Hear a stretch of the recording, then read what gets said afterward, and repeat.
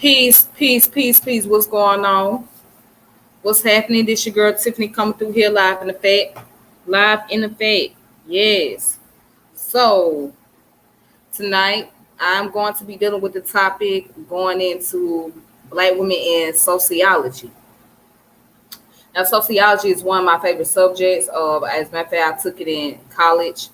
So I always been interested in sociology because I always wanted to learn about social class and groups and interaction and how people um, have their own ideologies, principles that they live by, etc. So I want to talk about one of the women that inspired me to do this video here, and her name is Dr. Lafrances Rodgers-Rose. So Dr. Lafrances Rodgers-Rose has been been a prominent figure and in the Black community. She has really done a lot of work as far as uh, doing the research on not only just African American family, but Black women in particular. And so she has an organization called the International Black Women's Congress. If that's the name of it, yeah, International Black Women's Congress. Yes, that's the name of it. So she has that. As a matter of fact, I'll post up her website and all of that great stuff. Also, I have some books available and I have a video that I want to play. So I'm gonna go ahead and get started and talk about who is Dr. Lafrances Rodgers-Rose is, because I think that she deserves some form of recognition for her work and for the things that she has to contribute. All right, so as a matter of fact, I can well, no, I'm gonna play the video, but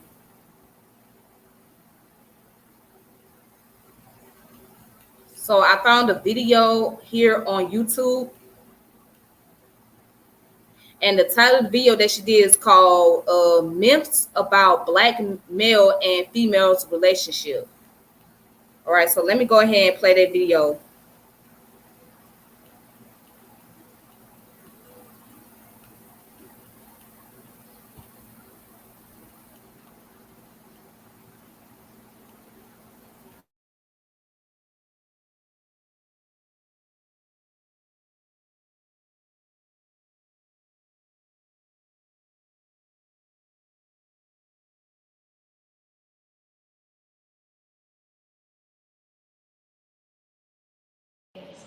I do have available at the end of the session the volume that my brother and I have done on strategies for resolving conflicts in Black male-female relationships, if you're interested in that. Obviously, where we are today in 1989 in male-female relationships is that we are divided in our families, even in relationships where husbands and wives are still together.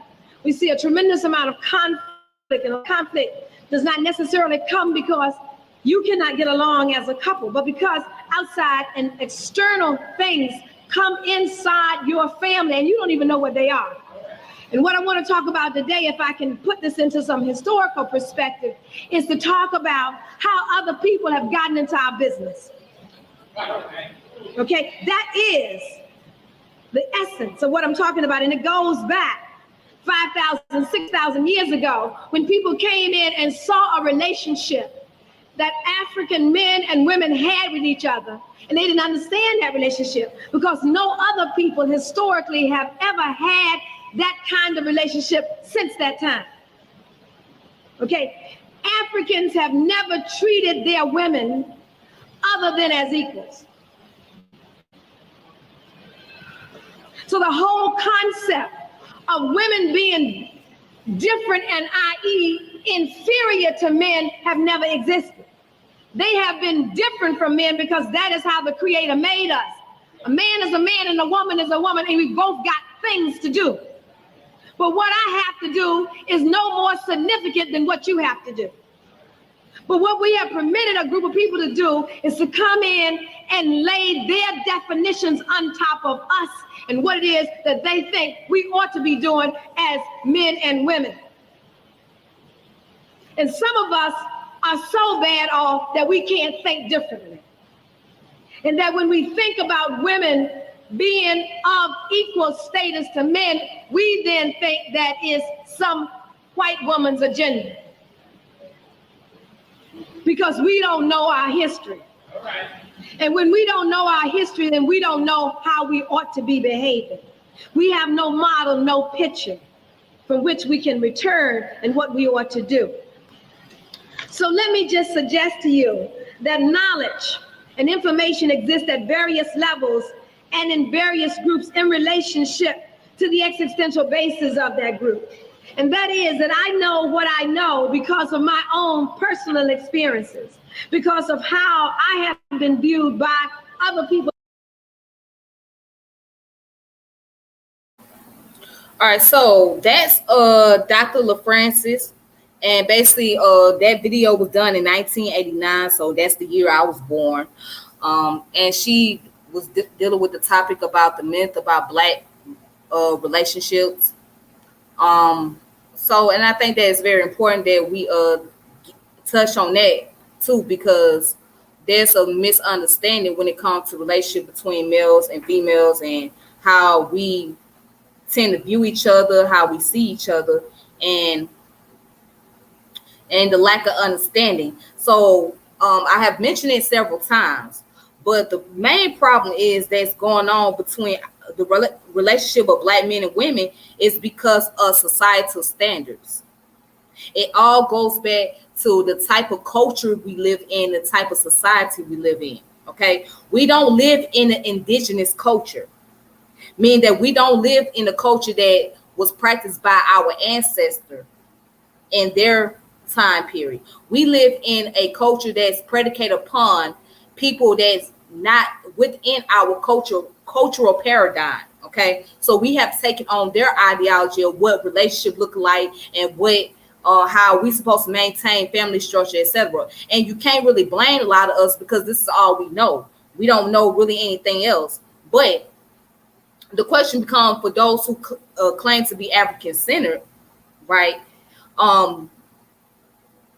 If you are African-centered, why don't you take on some of the African principle and incorporate that within the within this Western culture that we live in as far as standards when it comes to relationships and how what you look for in a woman or what you look for in a man? And that's something I always wanted to ask. But, excuse me. But yeah, that's the whole thing. That was her whole lecture about is the whole mythology of Black men and Black women and how we got to come back to a state of understanding. Again, this is 1989, so this is 32 years ago. All right. I just told you my age. So, but let me go ahead and get started with her biography. And I'm going to come back and play the video.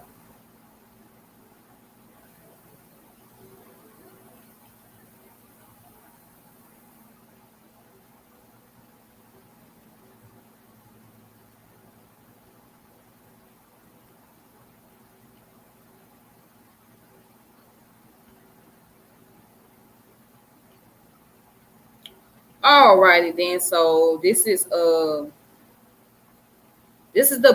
biography of Dr. Francis Rodgers-Rose. All right, she's an American sociologist and CEO of the International Black Women's Congress.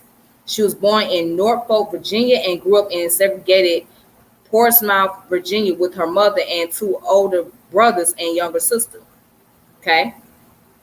She graduated from Morgan State University with honors in sociology and anthropology in 1958, where her commencement speaker was the Reverend Dr. Martin Luther King Jr. She later also graduated from Fisk University. She also attended the University of Iowa for her PhD studying social psychology. All right.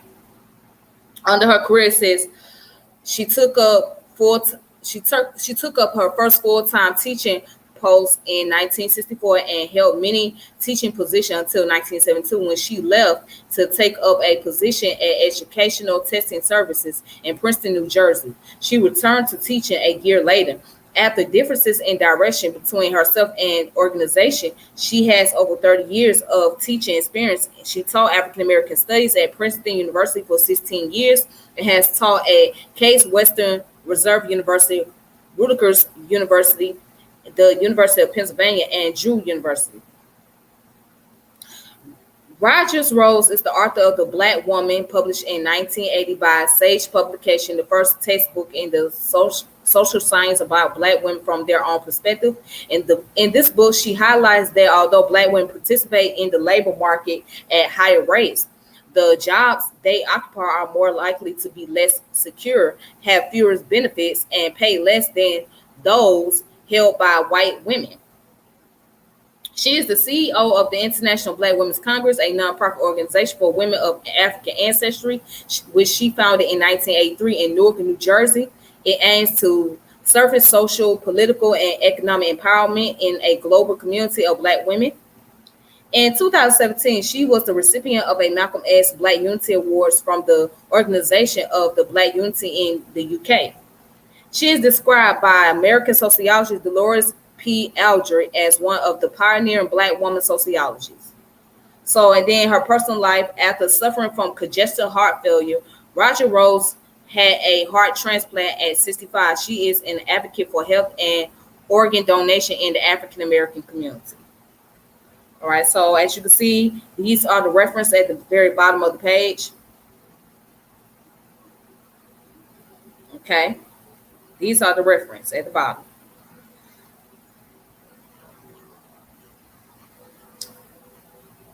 All right, so that's that information.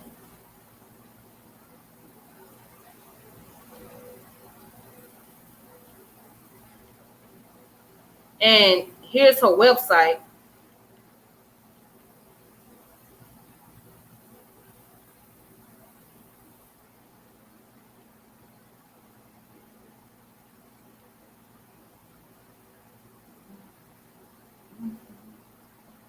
All right, her website is called the International Black Women's Congress. All right, under here you see the founder. Let's go to the home page.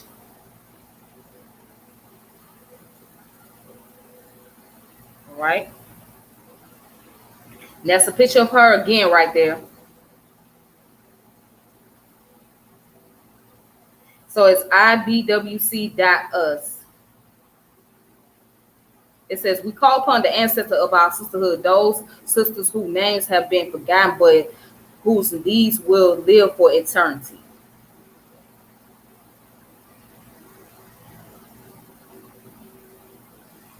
All right.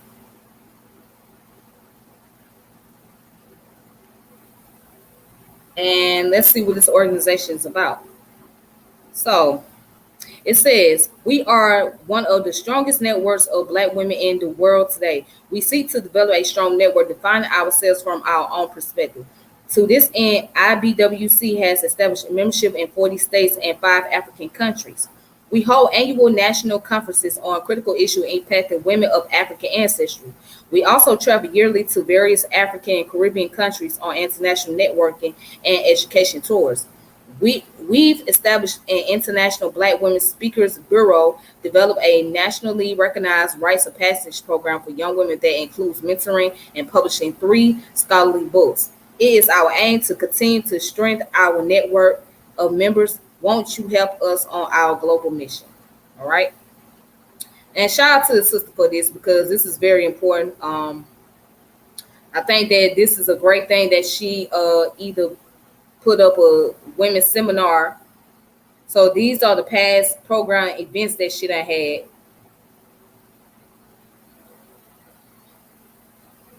Okay.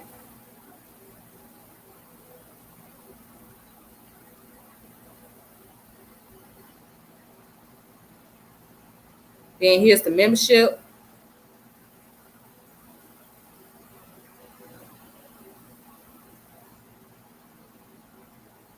All right, so the membership, yearly membership is $50, and lifetime membership is $500. Wow. Okay.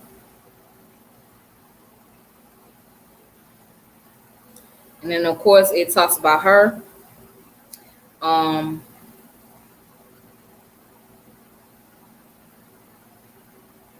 it says she is a founding member and past president of the Association of Black Psychologists and the Association of Social and Behavioral Scientists. She has been honored by the National Organization of Black Elected Legislative Women with their highest award, the Noble/Women International Leadership Award. She was an SM Magazine Woman of the Month, received the Founders Award from the Association of Black Psychologists. In 2004, she was honored by the Governor of New Jersey, the General Assembly, and the cities of Newark, East Orange, Trent, and Camden for community service. She is a Fulbright Fellow to Africa, a past distinguished sociology scholar, a member of Delta Sigma Theta sorority and Ota Phi Lambda sorority. Okay, and in 1993, she was installed as Nana Amban Panyan Akosua Ashantua Afosua, the first of Aburi, Ghana. And of course, it says in October 19, 2002, Dr. Rodgers-Rose was given a precious gift and a new lease on life when received a heart transplant. Right? Okay, so this is her website right here.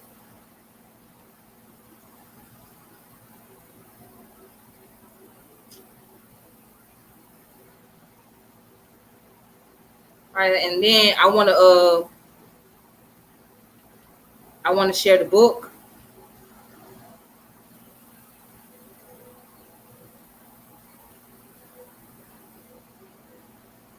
Oops.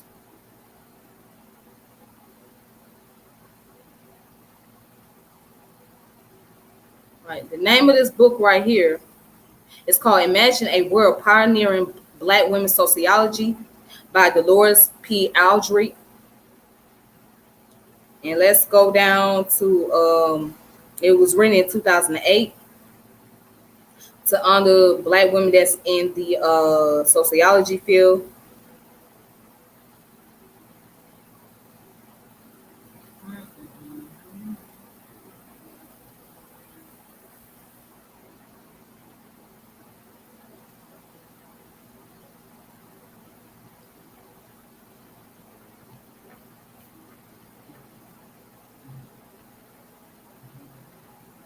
All right, this is chapter 2. It's called the Lafrances Rodgers-Rose Myth Buster: The Science of Mass Appeal. It says individual and collective beliefs, myth about blacks, affect and sometimes even create reality. Sociological research then can only impact reality in as much as it reaches people. All right, so it goes into a biography.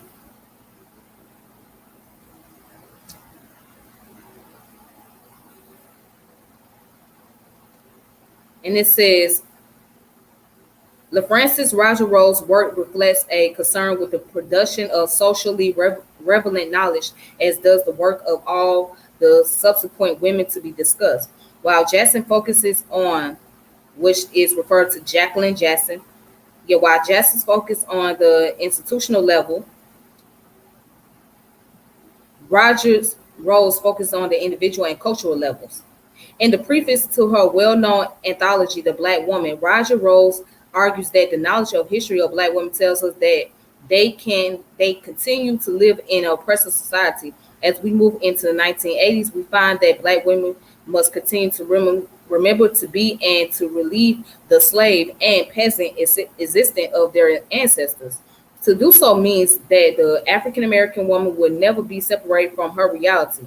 This is not easy since her history has not been readily available to her. All right.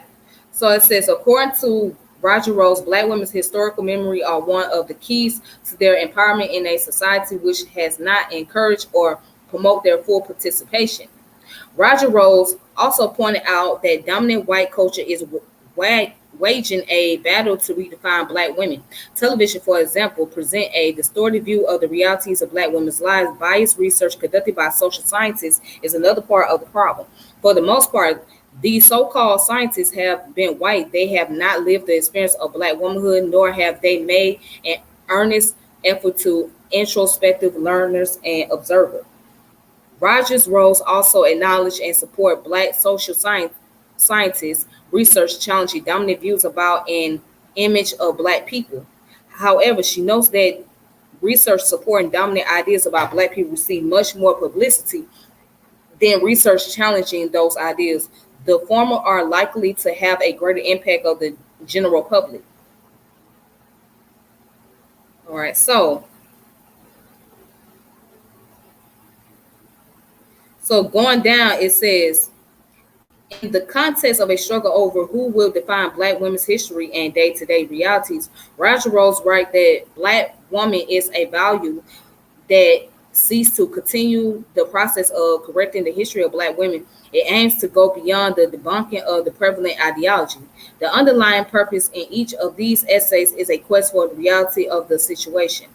The volume is organized by special topics. The first session focused on the social demographics, the second on Black women and their families, the third on the impact of political education and economic institution, and the final session examines Black women's behavior from a social psychological perspective. We hope, writes Rodgers-Rose, that this volume will shed light on what it has meant and continue to mean to be a Black woman in America.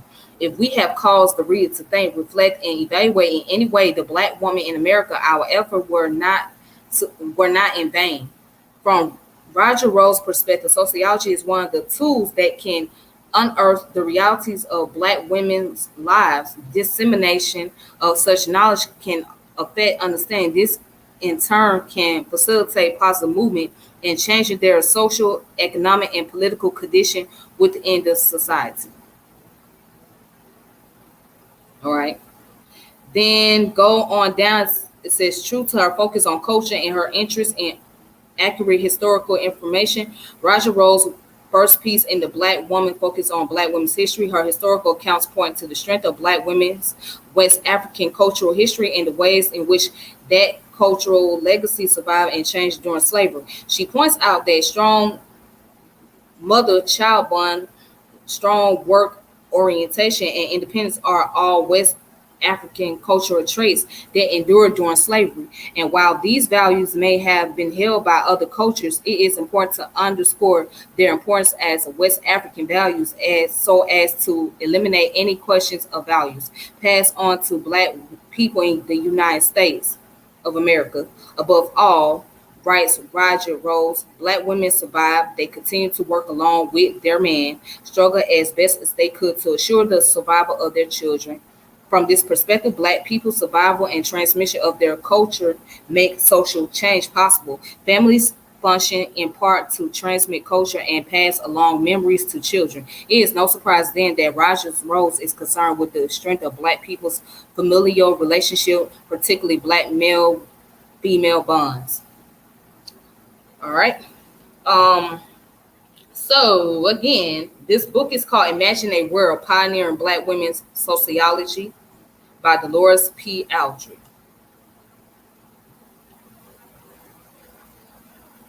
Okay.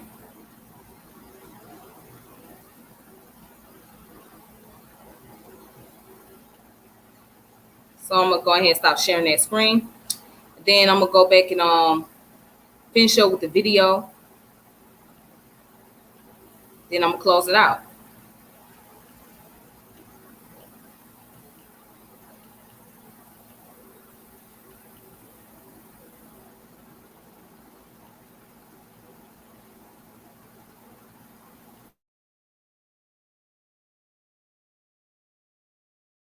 People that I think is important to me and how I have then internalized my own experiences. And so some of us then behave the way that we behave because that's the way our mothers behave. That's the way our fathers behave. And we don't know any better. And we then refuse to bring in other information because other information would cause for us to question our mothers and question our fathers. And those are two sacred people in our community that we don't question. And therefore, we continue to do things even when we know that these things are wrong for us to do, because that's the way my mother did it, that's the way my father did it. And so we know then, when we look at knowledge, that my membership in a particular racial group, i.e. African American, determines how I perceive of the world and how I see the world. My gender, and it is my sex, determine how I see and how I view the world. And it took me a long time to realize deep in my soul, that the way a man sees the world is not the way that I see the world. And that sometimes, in order for me to interact with him, I have to put myself in his position and try to see reality the way that he is seeing reality, although I know it is not my reality. The same thing must exist as it relates to a man. A woman does not see the world the way that a man sees the world. And so when a man comes by and says, well, why are you feeling this way? Why are you saying this way? Why are you getting emotional about something? I'm getting emotional about it because I am a woman. And part of the very basic fiber of me says that I have to get emotional about something. So sometimes the brothers come by and say, well, calm down, sister. Don't be so emotional. No, then you don't want to talk to me. You want to go talk to a man.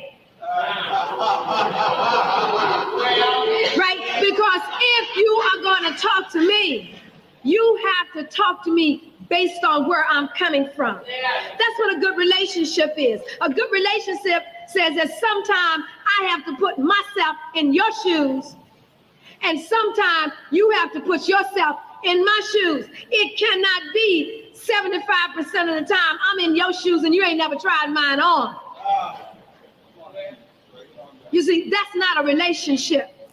That's slavery. That's something else. And the brother just finished talking about what they did to us in slavery. We don't want to put each other in slave mentalities and slave behavior patterns. That is, if we're going to respect each other, if we're going to love each other, and if we're going to do what's right by each other so that we can do what? Raise our children in such a way that they respect us and they do the right things by us. They cannot do right by us if we are not doing right by each other. And that's part of our problem. That's part of what's happening as we see our children going astray, as we see our children being sucked up by a very vile system, is that they cannot see this positive, supportive, give and take relationship. We have too many women out here by themselves trying to raise these children and not having any man in their lives putting in quality time and helping them do that. And